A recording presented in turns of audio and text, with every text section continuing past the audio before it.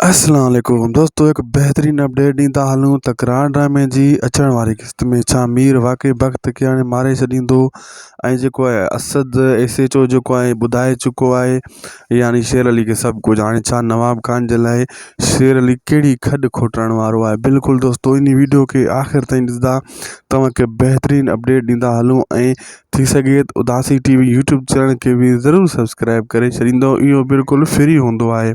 दोस्तों, मां सभ खां पहिरियों तव्हांखे ॿुधाईंदो आयो आहियां, अपडेट ॾींदो आहियां। राति भी अपडेट ॾिनी हुई।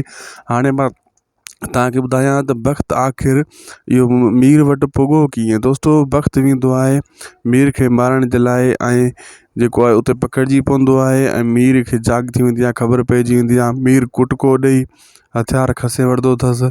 ऐं पोइ जेको आहे मीर सॼी ॻाल्हि पुछंदो आहे, तूं सोणी खे किथे लिकायो। सोणी जी ॻाल्हि त कान मञंदो आहे वक़्तु इहा ॻाल्हि कंदो आहे पाण खे बचाइण जे लाइ, त मां तोखे मारे राणी सां निकाह कंदुसि, इन जे लाइ हिते आयो हुउसि। अहिड़े हिसाब सां मीर गोली हलाइण जी कोशिशि कंदो आहे त वक़्त खे मारे जान छॾायां, लेकिन मारींदो न आहे। उते जेको आहे वक़्तु बची वेंदो आहे, को न को रोके वठंदो आहे, या मीर पाण खे रोके वठंदो अहिड़े हिसाब सां, या मूंसां रोके वठंदो मीर खे। ऐं जेको आहे वक़्तु बची वेंदो ऐं किडनैप थी वेंदो।